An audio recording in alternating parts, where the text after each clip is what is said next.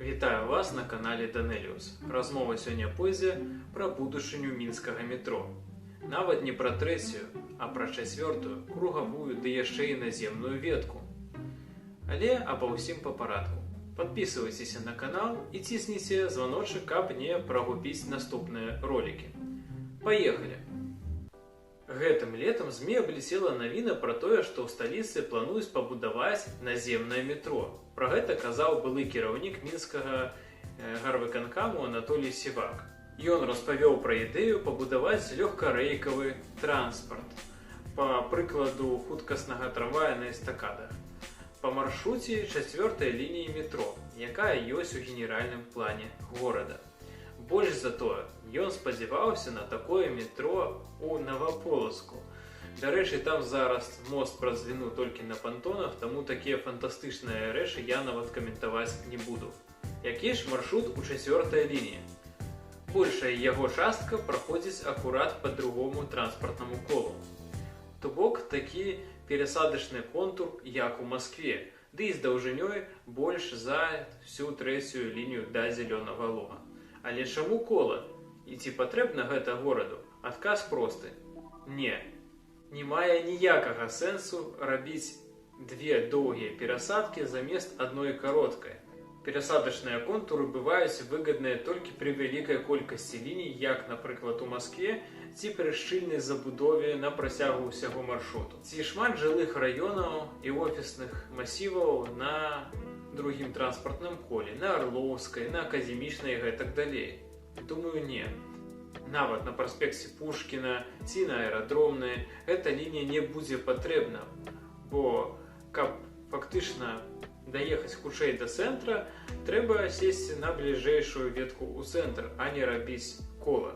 Але чаму ў генплане менавіта такі маршрут?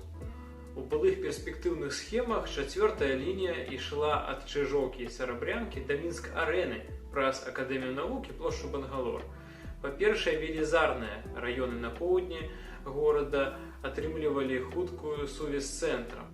Больш за тое, паўночная частка цэнтра пачынала бы хутчэй развівацца за кошт хуткага доступа да жылых раёнаў.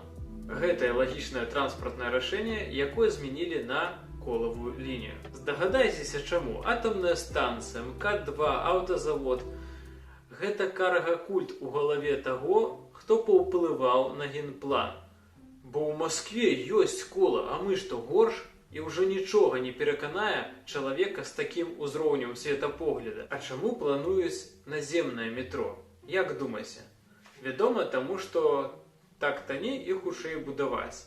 Але таксама незразумела, як эстакады ці наземныя маршруты пройдуць габарыты існуючых скрыжаванняў і развязак. Больш за тое, сама перасадка будзе даўжэйшая ў наземным варыянце, што ўвогуле нішчыць увесь функцыянал так званага перасадачнага контуру. Цікава, што да ўладаў ужо звярталіся з прапановай запусціць звычайны аўтобусны маршрут па другому транспартнаму колу. І ведаеце што? Мінсктранс лічыць, што там занадта маленькі пасажырапаток.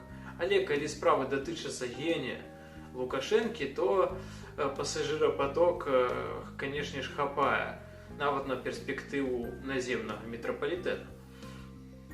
Я вельмі спадзяюся, што рана ці позна за трасіроўку лініі возьмецца спецыялісты, у справу якіх не будуць лезці высокія чыны. Але што мы ввогуле маем у рэчаіснасці? Рэгулярныя навіны пра закрыццё аўтобусных ці тралейбусных маршрутаў. Словы чыноўніка пра тое, што трэба набываць свой аўтамабіль. І гарадскі трамвай, які зараз балансуе між жыццём і смерцю. І замест таго, каб думаць пра комплексную рэформу транспарта, стан таго, што ўжо маецца, людзі ўзроўню Сівака ці Лукашэнкі малююць футурыстычныя схемы метро у стылі «Глядзіце, мы ж як Дубай». Вось у такой рэчаіснасці мы жывём. Пішыце каментары, што вы думаеце на гэтую тэму, а также подписывайтеся на мой телеграм-канал про урбаністыку, спасылка в описании. До сустрэчы!